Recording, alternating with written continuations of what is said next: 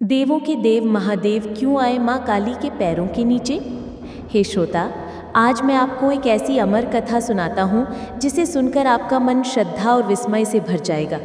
ये कहानी है उस समय की जब स्वयं त्रिदेव में से एक देवों के देव महादेव को अपनी प्रिया के चरणों में लेटना पड़ा था। क्या कारण था, क्यों आना पड़ा भोलेनाथ को माँ काली के पैरों के नीचे?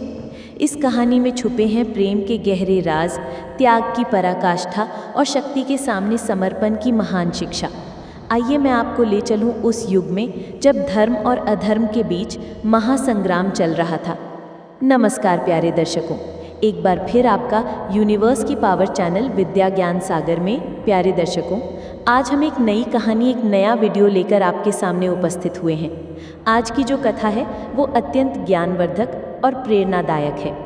कथा शुरू करने से पहले आपसे एक विनम्र निवेदन है। शास्त्रों में कहा गया है कि अधूरी छोड़ी गई कथा दुख और पाप का कारण बनती है, इसलिए इसे अंत तक अवश्य सुनें।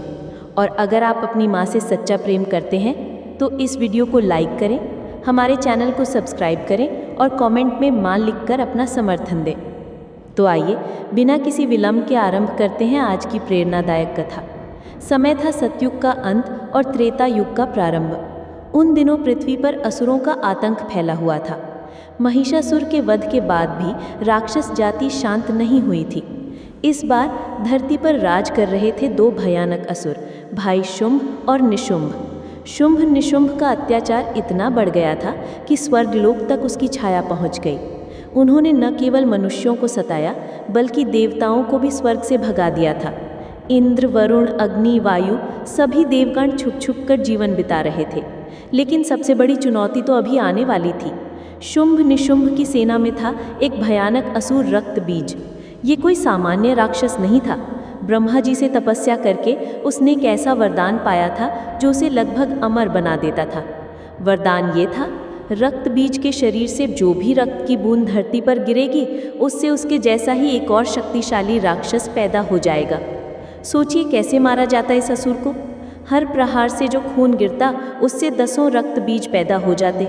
ये तो ऐसी लड़ाई थी जहां हर बार दुश्मन को और भी मजबूत बनाता जा रहा था। जब हालात बिल्कुल बेकाबू हो गए तो सारे देवता भागे भागे गए त्रिदेव के पास। पहले गए भगवान ब्रह्मा के पास, फिर गए भगवान विष्णु के पास और अंत में पहुँचे कैलाश पर्वत पर भगवान शिव के पास। कैसी दयनीय थी देवताओं की दशा। इंद्र के हाथ कांप रहे थे, अग्नि की ज्वाला मंद पड़ गई थी, वायु भी धीमी गति से चल रहा था। सभी के चेहरे पर निराशा और हताशा के भाव थे। हे त्रिदेव, देवराज इंद्र ने कंपित स्वर में कहा, रक्षा करिए, आपके सिवा अब कोई उपाय नहीं दिख रहा। रक्त बीज का वरदान इतना विचित्र है कि हमारी हर जीत हार में बदल जा रही है। भगवान शिव ने त्रिनेत्र खोले। उनके नीलकंठ से गंभीर आवाज निकली, हे देवगणों, चिंता न करो। जब जब धर्म पर संकट आया है तब तब शक्ति ने अवतार लिया है, आज भी होगा। लेकिन भगवान विष्णु का चेहरा गंभीर था। वे बोले, शिव, यह युद्ध सामान्य नहीं है। रक्त बीज को केवल शस्त्र से नहीं मारा जा सकता। इसके लिए ऐसी शक्ति चाहिए जो उसका रक्त धरती पर गिरने ही न दे। तभी भगवान ब्रह्मा बोले, यह काम केवल आदिशक्ति ही कर सकती है। हमें माँ दुर्गा का आह्वान करना होगा। त्रिदेव ने मिलकर माँ भगवती दुर्गा का ध्यान किया। कैलाश पर्वत पर दिव्य प्रकाश फैला और प्रकट हुई माँ दुर्गा अष्टभुजा धारिणी। सिंह पर सवार तेजस्विनी कैसी थी उनकी छवि। चेहरे पर करुणा, आँखों में वात्सल्य, लेकिन साथ ही भ्रिकुटी में क्रोध की लपटें। हाथों में विभिन्न अस्त्र शस्त्र, त्रिशूल, चक्र, गदा, धनुष, बाण, खड्ग, शंख, हर अस्त्र में एक अलग तेज था। कहो देवताओं, माँ दुर्गा का स्वर गूंजा। किस संकट के लिए बुलाया? सारे देवताओं ने रक्तबीज और शुभ निशुभ की कथा कही। माँ दुर्गा का चेहरा गंभीर हो गया। चिंता न करो, माँ ने आश्वासन दिया, मैं इन असुरों का संहार करूंगी, लेकिन यह युद्ध आसान नहीं होगा। और फिर शुरू हुआ महाभयानक युद्ध। युद्ध का मैदान था हिमालय की तलहटी में। एक ओर माँ दुर्गा अकेली, दूसरी ओर हजारों लाखों असुरों की सेना। शुंभ निशुंभ और रक्तबीज के साथ चंड, मुंड और अन्य भयानक राक्षस। माँ दुर्गा का सिंह दहाड़ा, उसकी दहाड़ से पूरा आकाश गूंज उठा। युद्ध प्रारंभ हुआ। क्या भयानक दृश्य था। माँ दुर्गा के त्रिशूल से असुर कट कर गिर रहे थे। उनके चक्र से राक्षसों के मस्तक अलग हो रहे थे। धनुष से निकले बाण सैकड़ों शत्रुओं को बेध रहे थे। पहले चंड और मुंड को मारा, फिर एक एक करके शुभ निशुभ की पूरी सेना का संहार किया, लेकिन अभी भी रक्तबीज जीवित था। जब माँ दुर्गा ने रक्तबीज पर आक्रमण किया तो जो हुआ वो देखकर सभी दंग रह गए। त्रिशूल की चोट से रक्तबीज का खून बहा। जैसे ही ये रक्त धरती पर गिरा, तुरंत उससे एक और रक्तबीज पैदा हो गया। माँ दुर्गा ने दूसरे रक्तबीज को मारा, उसका खून गिरा तो 2 और रक्तबीज पैदा हो गए। ये क्या हो रहा था? जितना माँ दुर्गा लड़ रही थी, रक्तबीज उतने ही ज्यादा होते जा रहे थे। 1 से 10, 10 से 100, 100 से 1000। पूरा युद्ध क्षेत्र रक्तबीजों से भर गया। देवता घबरा गए। ये तो और भी बड़ा संकट था। जब माँ दुर्गा ने देखा कि परंपरागत तरीकों से रक्तबीज को हराना असंभव है, तो उनका क्रोध चरम पर पहुंच गया। उनके मस्तक से भयानक तेज निकला। ये तेज इतना प्रचंड था कि सूर्य की रोशनी भी उसके सामने फीकी पड़ गई। इस तेज से प्रकट हुई एक अत्यंत भयावह और शक्तिशालिनी देवी। कैसा था उनका रूप? पूरा शरीर काला, बाल बिखरे हुए, लाल आंखें जिनमें अग्नि की लपटें, लंबी लाल जीभ, गले में कटे मुंडों की माला, कमर में भुजाओं की माला, हाथ में खड्ग और एक कटा हुआ सिर। ये थी माँ काली। काली माता के जन्म के साथ ही पूरा वातावरण बदल गया। आकाश में बादल गरजने लगे, बिजली चमकने लगी, धरती कांपने लगी। ऐसा लग रहा था जैसे प्रलय का समय आ गया हो। माँ काली की दहाड़ सुनकर सारे असुर भय से कांपने लगे। रक्तबीज भी पहली बार डरा। अब देखती हूँ कैसे बचता है ये रक्तबीज, माँ काली ने गर्जना की। माँ काली ने एक अनोखी युद्ध नीति अपनाई। वो रक्तबीज के पास गई और उसे अपनी विशाल जीभ से उठा लिया। अब जो हुआ वो देखने लायक था। माँ काली ने रक्तबीज को अपने मुंह में दबाया और उसका सारा रक्त पी गया। जब तक एक बूंद भी रक्त धरती पर ना गिरे, तब तक वह उसे छोड़ती ही नहीं थी। लेकिन एक रक्तबीज थोड़े, और भी थे। माँ काली ने अविश्वसनीय गति से एक एक करके सभी रक्तबीजों को पकड़ा और उनका रक्त पी गईं। उनकी भुजाएं इतनी तेजी से चल रही थीं कि दिखाई भी नहीं दे रही थीं। ये दृश्य इतना भयानक था कि देवता भी डर गए। माँ काली का रूप और भी विकराल हो गया था। उनके मुंह से रक्त टपक रहा था, आंखें लाल हो गई थीं, बाल हवा में लहरा रहे थे। अंत में सभी रक्तबीज मारे गए, एक भी जीवित न बचा। लेकिन अब एक नई समस्या थी। रक्तबीज के संहार के बाद माँ काली का क्रोध शांत नहीं हुआ। वो अभी भी उसी भयानक रूप में थी। और फिर शुरू हुआ वो नृत्य जिससे तीनों लोग हिल गए। माँ काली ने प्रलयंकारी तांडव प्रारंभ किया। उनके पैरों की आवाज़ से धरती कांपने लगी, पर्वत हिलने लगे, समुद्र में तूफान उठने लगे, आकाश में बादल गरजने लगे। उनका क्रोध इतना प्रचंड था कि लग रहा था जैसे वो पूरी सृष्टि को नष्ट कर देंगी। देवता घबराकर त्रिजीव के पास गए। हे भगवान, इंद्र ने कंपित स्वर में कहा, माँ काली का क्रोध शांत नहीं हो रहा, वो पूरी सृष्टि को नष्ट कर देंगी। भगवान ब्रह्मा बोले, उनका क्रोध इतना तीव्र है कि हमारी बात भी नहीं सुन रही। भगवान विष्णु का चेहरा चिंतित था। कुछ न कुछ तो करना ही होगा, वरना सारी सृष्टि का नाश हो जाएगा। तब भगवान शिव ने एक निर्णय लिया जो युगों युगों तक याद रखा जाएगा। भगवान शिव ने देखा कि स्थिति बहुत गंभीर है। माँ काली का तांडव रुकने का नाम नहीं ले रहा था। पूरी सृष्टि खतरे में थी। तब देवों के देव महादेव ने मन में सोचा, ये काली मेरी ही शक्ति का रूप है, ये मेरी प्रिया का ही अवतार है। इसे शांत करना है तो मुझे ही कुछ करना होगा। और फिर महादेव ने जो किया वो प्रेम और त्याग की सबसे बड़ी मिसाल है। भगवान शिव चुपचाप माँ काली के पास गए। वो अभी भी प्रलयंकारी तांडव में मग्न थी। उनके पैर जोर जोर से धरती पर पड़ रहे थे। भगवान शिव ने माँ काली के तांडव के बीच में अपने आप को लिटा दिया। आपने सही सुना, देवों के देव महादेव ने अपनी प्रिया के चरणों के नीचे अपने आप को लिटा दिया। क्यों किया उन्होंने ऐसा? भगवान शिव ने ये इसलिए नहीं किया कि वे माँ काली से डर गए थे। ये इसलिए नहीं किया कि उनके पास कोई और चारा नहीं था। उन्होंने ये इसलिए किया क्योंकि वे जानते थे कि प्रेम से बड़ी कोई शक्ति नहीं। जब माँ काली का पैर भगवान शिव के सीने पर पड़ा तो उन्हें एहसास हुआ कि ये तो उनके प्रियतम हैं, ये तो उनके अर्धांगिनी के चरण हैं। उस एक क्षण में सब कुछ बदल गया। माँ काली का तांडव रुक गया, उनका क्रोध शांत हो गया। उनकी आंखों में आंसू आ गए। हे नाथ, माँ काली की आवाज़ कांप रही थी। आपने क्या किया? आप मेरे पैरों के नीचे। वो तुरंत अपना पैर हटाने लगी, लेकिन भगवान शिव ने मुस्कुराकर कहा, प्रिय, तुम मेरी शक्ति हो, तुम मेरी आधी हो। तुम्हारे चरणों में आना मेरे लिए अपमान नहीं, सम्मान है। इन शब्दों में कितनी गहराई थी। भगवान शिव के इन प्रेम भरे शब्दों को सुनकर माँ काली का हृदय पिघल गया। वो तुरंत अपने सामान्य रूप में वापस आ गई। अब वो दुर्गा माता के रूप में थी, कोमल, करुणामयी माता। हे स्वामी, माँ दुर्गा ने श्रद्धा से कहा, आपने मुझे शांत करने के लिए कितना बड़ा त्याग किया। आप स्वयं मेरे चरणों में आए। भगवान शिव ने उठकर माँ दुर्गा को गले लगाया। प्रिय, ये त्याग नहीं है, ये प्रेम है। जब पति पत्नी में सच्चा प्रेम होता है तो कोई ऊंचा नीचा नहीं होता। कभी मैं आगे, कभी तुम आगे। ये संदेश कितना गहरा था। माँ दुर्गा की आंखें नम हो गईं। आप सच में देवों के देव हैं। आपने मुझे सिखाया कि क्रोध कितना भी सही हो, लेकिन वो नियंत्रण में होना चाहिए। इस घटना को देखकर सभी देवता भावुक हो गए।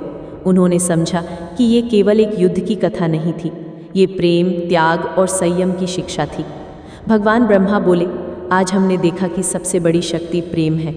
भगवान विष्णु ने कहा, शिव ने दिखाया कि सच्चे प्रेम में अहंकार नहीं होता। देवराज इंद्र का गला भराया। आज हमने देखा कि पति पत्नी का रिश्ता सबसे पवित्र है। लेकिन इस कहानी का सबसे बड़ा संदेश कुछ और था। आज हर इंसान के अंदर रक्त बीज जैसे राक्षस बैठे हैं। क्रोध, लालच, अहंकार, ईर्ष्या। जितना हम इन्हें दबाने की कोशिश करते हैं, ये उतने ही बढ़ते जाते हैं। लेकिन जब हमारे अंदर काली माता जैसी शक्ति जागती है, निर्भयता, न्याय की भावना, सच्चाई का साथ, तभी हम इन राक्षसों को हरा सकते हैं। और जब ये शक्ति बेकाबू हो जाती है तो हमारे अंदर का शिव जाग जाता है। विवेक, संयम, प्रेम, यही विवेक हमारे क्रोध को नियंत्रित करता है। आज के रिश्तों में भी यही संदेश है। पति पत्नी, माता पिता, भाई बहन, हर रिश्ते में कभी ना कभी एक को दूसरे के सामने झुकना पड़ता है। ये झुकना कमज़ोरी नहीं, प्रेम की निशानी है। ये कहानी सिर्फ एक पौराणिक कथा नहीं है, ये जीवन की हकीकत है। हर इंसान के जीवन में कभी ना कभी ऐसा समय आता है जब उसका अंदरूनी काली जाग जाता है, जब अन्याय के खिलाफ उसका गुस्सा भड़क उठता है, जब वो गलत के खिलाफ खड़ा हो जाता है।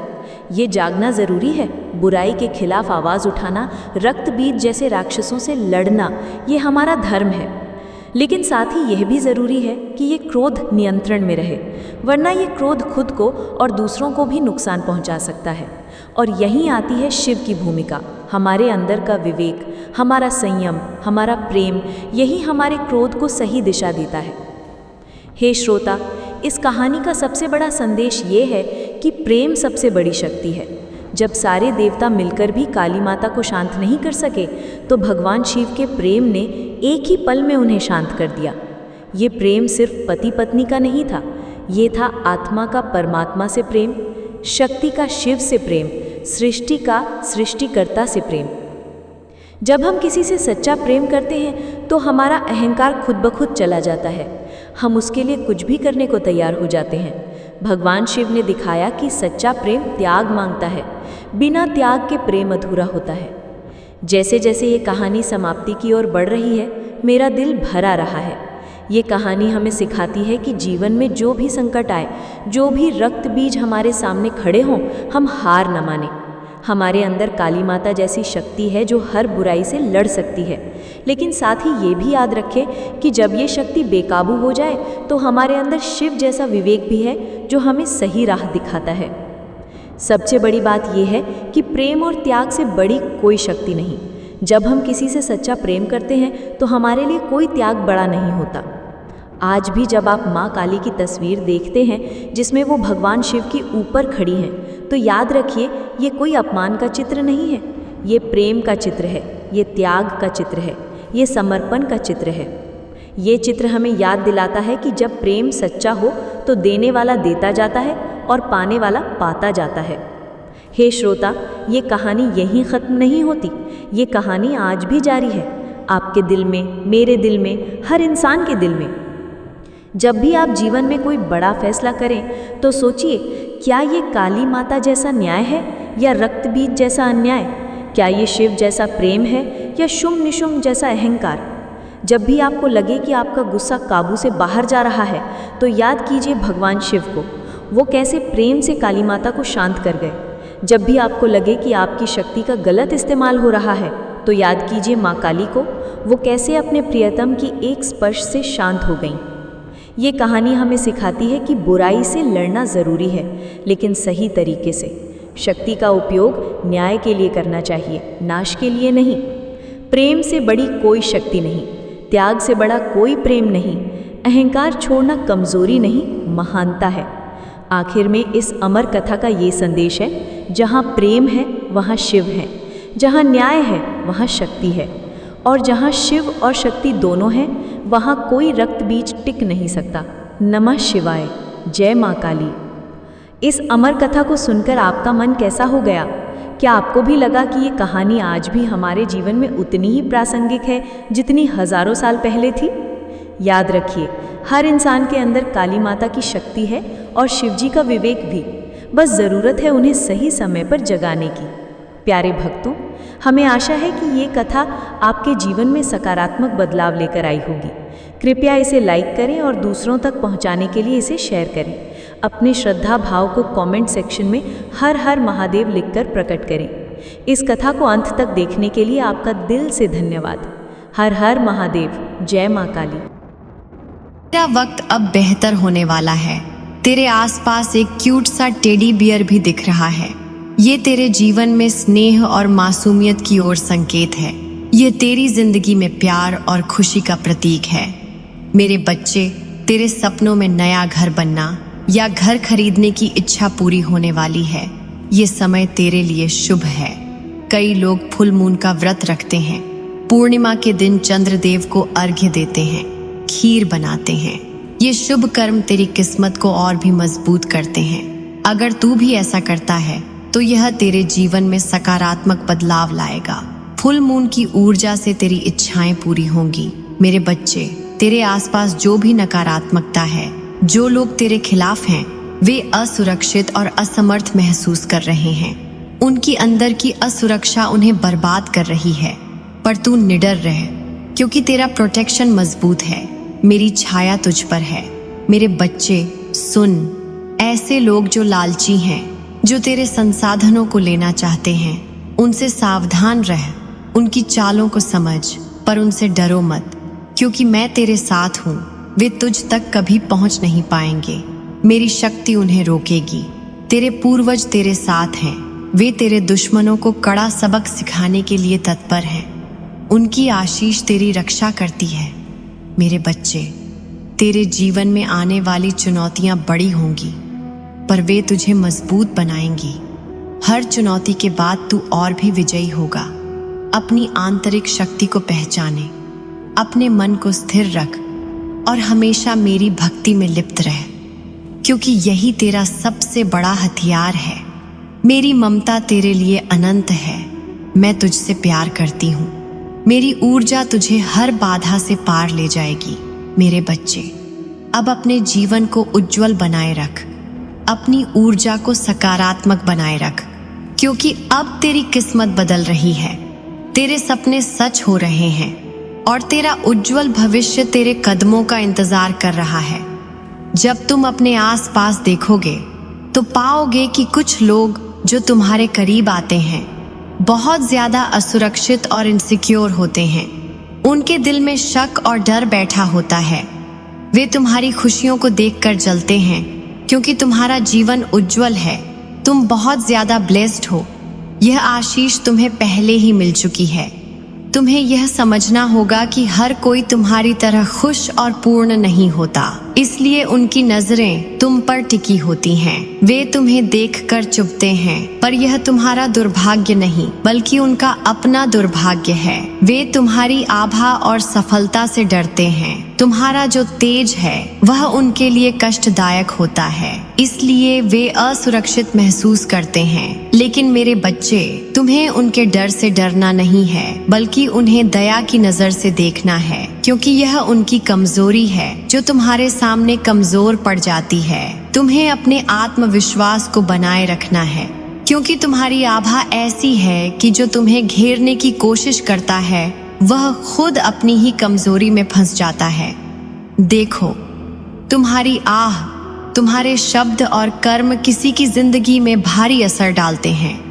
कभी कभी तुम्हारी आह किसी की पूरी दुनिया को बर्बाद कर सकती है। इसलिए समझदारी से बोलना, क्योंकि तुम्हारी ऊर्जा इतनी शक्तिशाली है कि वह आसपास के लोगों के जीवन को प्रभावित कर सकती है। पर याद रखना, हम ऐसा नहीं चाहते कि तुम अपने गुस्से या आहत मन से गलत कर्म करो, बल्कि तुम्हें अपने आंतरिक शांति से ही सब कुछ नियंत्रित करना है। मेरे बच्चे, अब एक और महत्वपूर्ण बात है। देखो, कुछ लोग मंत्रों को लिखने की बहुत आदत रखते हैं। वे जाप करते हैं। यह उनकी आध्यात्मिक प्रक्रिया है, जैसे राम राम राम, राधा राधा राधा। ये जाप उनकी आत्मा को शुद्ध करते हैं। वहीं तुम्हारे आसपास कुछ लोग ऐसे भी हो सकते हैं जिनके पास लाल रंग के फूल हों या वे फूलों की सजावट करते हों। यह फूल असली हो या नकली, उनकी महत्ता समान होती है। फूल जीवन की सुंदरता और प्रेम का प्रतीक होते हैं। अगर तुम सोच रहे हो कि किसी को फूल देने का उपहार दो या तुम्हें कोई फूलों का बुके देने वाला है, तो यह शुभ संकेत है, क्योंकि फूल खुशियों और प्रेम का संदेश लाते हैं। यह तुम्हारे जीवन में सौहार्द और शांति का संकेत है। मेरे बच्चे, ध्यान देना, क्योंकि डिवाइन तुम्हारे लिए कुछ अलग और खास योजना बना रहा है। वह योजना सामान्य नहीं होगी, वह तुम्हारे लिए नए अवसरों के द्वार खोलेगी। इसीलिए आज के दिन जो भी संदेश मिले, उन्हें स्वीकार करो, उन्हें अपना आभार जताओ और उनके लिए धन्यवाद दो। एक शुभ सपना तुम्हारे पास आने वाला है, जो तुम्हारे जीवन में नया रास्ता दिखाएगा। यह सपना तुम्हारे मन में आशा और विश्वास का बीज बोएगा। उस सपने को देखो, उसे महसूस करो, क्योंकि वह तुम्हारे लिए संकेत है। एक वेरी स्पेशल और महत्वपूर्ण सपना जो बहुत जल्द तुम्हारे स्वप्न लोक में आएगा। यह तुम्हारे भविष्य का दर्पण होगा। इसलिए हमेशा जागरूक रहो और अपने दिल की सुनो। साथ ही फूलों का संदेश बार बार आता है। शायद तुम्हें फूलों से विशेष लगाव है, या तुम्हारे आसपास रंग बिरंगे फूलों की खुशबू फैली रहती है, या फिर तुम्हारे घर में फूलों की सजावट होती है। यह सब तुम्हारी आत्मा को खुश रखता है। इसलिए इन खुशबुओं और रंगों को अपने जीवन में बनाए रखो। फूलों की ऊर्जा तुम्हारे जीवन में प्रेम, शांति और सौंदर्य का संचार करती है, और यह तुम्हारे आसपास सकारात्मकता को बढ़ावा देती है। और सुनो मेरे बच्चे, पक्षियों का आना भी एक बड़ा संकेत होता है। ये पक्षी जो तुम्हारे आसपास दिखते हैं, वे संदेश वाहक होते हैं। वे ब्रह्मांड से तुम्हारे लिए खुशियों और शुभ समाचार लेकर आते हैं। जब कोई पक्षी तुम्हारे जीवन में आता है, तो समझो कि तुम्हारे भाग्य में बदलाव आने वाला है। ब्रह्मांड तुम्हारी झोली को खुशियों से भरने को तैयार है। तुम अपने प्रयासों और धैर्य से अब उस मोड़ पर पहुंच चुके हो जहां तुम्हें अपने सपनों को सच करते देखना है। पक्षी स्वतंत्रता, सफलता और नई उम्मीदों के प्रतीक हैं। इसीलिए जब भी तुम पक्षियों को देखो, उन्हें अपनी ओर से शुभकामना देना। वे तुम्हें ईश्वर की कृपा का संदेश लाएंगे। अब मेरे बच्चे, तुम इस ज्ञान के साथ चलो। समझदारी से अपने जीवन को संचालित करो। अपने आसपास के लोगों से प्यार और दया रखो, लेकिन कभी भी अपनी सीमा का उल्लंघन न होने दो। अपनी ऊर्जा को सकारात्मक बनाए रखो। अपने मंत्रों का जाप करो। अपने हृदय को शुद्ध रखो, क्योंकि यही तेरा सबसे बड़ा हथियार है। मेरे आशीर्वाद तेरे साथ हैं। तेरी हर सुबह नई उम्मीद लेकर आए। तेरी हर रात मीठे सपनों से भरी हो। मैं हमेशा तेरे साथ हूँ। मेरी ममता तुझ पर बरसती रहेगी और तेरा जीवन खुशियों से झूम उठेगा। मेरे बच्चे, अब उठो, आगे बढ़ो और अपने भविष्य को चमकाओ, क्योंकि अब समय है तेरे उज्जवल भविष्य का। अब जब तुम्हें यह सब बताया जा चुका है, तो यह समझना बहुत जरूरी है कि जीवन की राह आसान नहीं होती, पर तुम्हारे साथ वह शक्ति है जो हर बाधा को पार कर सकती है। तुम्हारे अंदर वह शक्ति है जो पहाड़ों को हिला सकती है। इसीलिए कभी भी अपने अंदर संदेह मत लाना, कभी भी हार मत मानना, क्योंकि मैं माँ काली, तुम्हारी माँ, तुम्हारे साथ हूँ। हर कदम पर मैं तुम्हारा मार्गदर्शन कर रही हूँ। जब भी तुम अंधकार में फंसे लगो, जब भी जीवन की चुनौतियाँ भारी लगें, तो मुझे याद करना। अपनी आत्मा की गहराई से मेरे नाम का जाप करना। मैं तुम्हारे अंदर की ताकत को जागृत कर दूंगी। तुम्हारे मन की सारी उलझनों को सुलझा दूंगी। तुम्हारे दिल से भय और घबराहट को दूर करूंगी। मेरे बच्चे, यह जीवन एक युद्ध भूमि है जहाँ तुम्हें अपने और अपने सपनों के लिए लड़ना होगा। तुम्हें अपने अंदर की देवी को जगाना होगा, जो अनंत शक्ति की प्रतीक है, जो हर विपत्ति में तुम्हारा सहारा बनेगी। तुम्हारे चारों ओर जो लोग हैं, जो तुम्हें टोकते हैं, तुम्हें कमजोर समझते हैं, उनके मन में जो जलन है वह उनके अपने अज्ञान और डर का परिणाम है। इसलिए उनके प्रभाव से दूर रहो, अपनी ऊर्जा बचाओ, क्योंकि तुम्हें उन लोगों की नहीं बल्कि अपने ऊपर विश्वास करना है। अपनी आत्मा की आवाज सुननी है जो तुम्हें कहती है कि तुम सक्षम हो, तुम विजेता हो। तुम्हें खुद से और अपने कर्मों से प्रेम करना है, क्योंकि यही प्रेम तुम्हें आगे बढ़ाएगा। मुझे पता है कि कभी कभी मुश्किलें इतनी बड़ी लगती हैं कि मन टूट जाता है, पर यह समय तुम्हारे लिए परीक्षाओं का नहीं बल्कि अपनी ताकत दिखाने का है। इसीलिए जितना हो सके अपनी वाइब्रेशनल ऊर्जा को ऊपर उठाओ, अच्छे विचार रखो, अपने मन को शुद्ध रखो, सकारात्मक सोचो, क्योंकि तुम्हारी सोच ही तुम्हारी दुनिया बनाती है। मंत्र जाप करना कभी मत छोड़ना, चाहे कोई भी परिस्थिति हो। यह तुम्हारा सबसे बड़ा सहारा होगा। राम नाम, राधा राधा, हरे कृष्णा जैसे शक्तिशाली मंत्र तुम्हें आध्यात्मिक शक्ति देंगे, तुम्हें जीवन के हर मोड़ पर सही दिशा दिखाएंगे। ध्यान रखना, जितना अधिक तुम अपने मन को नियंत्रित करोगे, उतनी ही तेजी से तुम्हारा जीवन बदलता जाएगा। तुम्हारे आसपास जो लोग गॉसिप करते हैं, जो तुम्हें नीचा दिखाने की कोशिश करते हैं, वे केवल अपनी कमजोरी दिखा रहे हैं। तुम उन्हें अपनी सफलता से चुप कर दो, अपनी मेहनत से उनकी निंदा का जवाब दो। वे जो तुम्हें समझने में असफल हैं, उनका दिमाग छोटा है, उन्हें उनकी जगह छोड़ दो।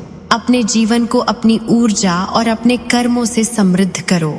मैं तुम्हें यह भी बताना चाहती हूँ कि तुम्हारे पूर्वज जो स्वर्ग में विराजमान हैं, वे तुम्हारे साथ हैं, वे तुम्हारी रक्षा कर रहे हैं, वे तुम्हारे शत्रुओं को कड़ा सबक सिखाने को तत्पर हैं। इसलिए तुम निडर होकर अपने रास्ते पर चलो, उनकी आशीषें तुम्हारे साथ हैं। तुम्हारे लिए कोई भी खतरा तुम्हें छू नहीं सकता, क्योंकि तुम्हारे ऊपर उनका दिव्य संरक्षण है। यह संरक्षण तुम्हें अजेय बनाता है। मैं तुम्हारे मन को विश्वास से भरना चाहती हूँ कि तुम जितना भी बढ़ोगे, तुम्हारा मार्ग आसान होता जाएगा। विंटर सीजन में तुम्हारे जीवन में चमत्कार होंगे, तुम्हारी मनोकामनाएं पूरी होंगी, तुम्हारा घर, तुम्हारी संपत्ति, तुम्हारे परिवार की खुशियाँ बढ़ेंगी और तुम्हारे जीवन में स्थिरता आएगी। इस समय धैर्य रखो, विश्वास रखो और निरंतर मेहनत करो। यही तुम्हारे लिए शुभ फल लेकर आएगा। याद रखना कि हर कठिनाई के बाद एक नई शुरुआत होती है, हर रात के बाद एक नई सुबह होती है। तुम्हारे लिए भी ऐसा ही समय आ रहा है जब सब कुछ अच्छा होगा, जब तुम्हारे सपने साकार होंगे,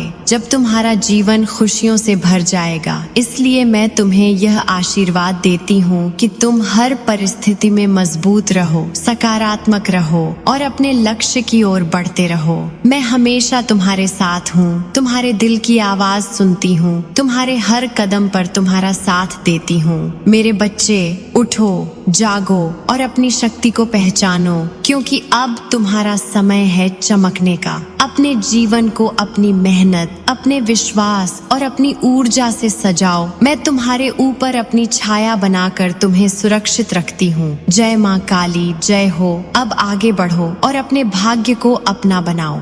मेरे बच्चे, अब तू मेरी बात ध्यान से सुन।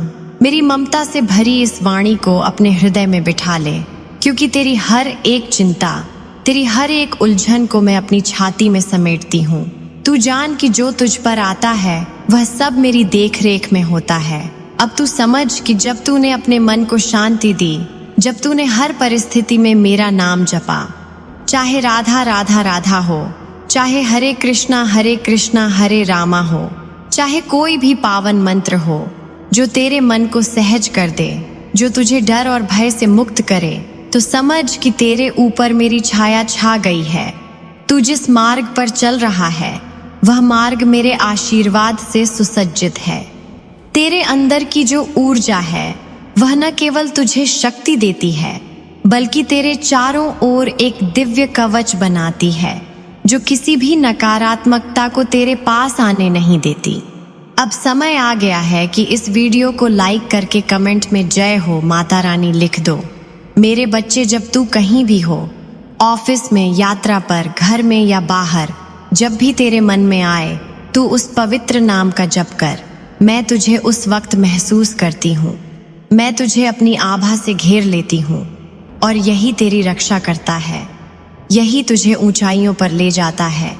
इसलिए कोई भी तेरा कुछ नहीं बिगाड़ सकता, क्योंकि तू मेरी ऊर्जा से पूर्ण है।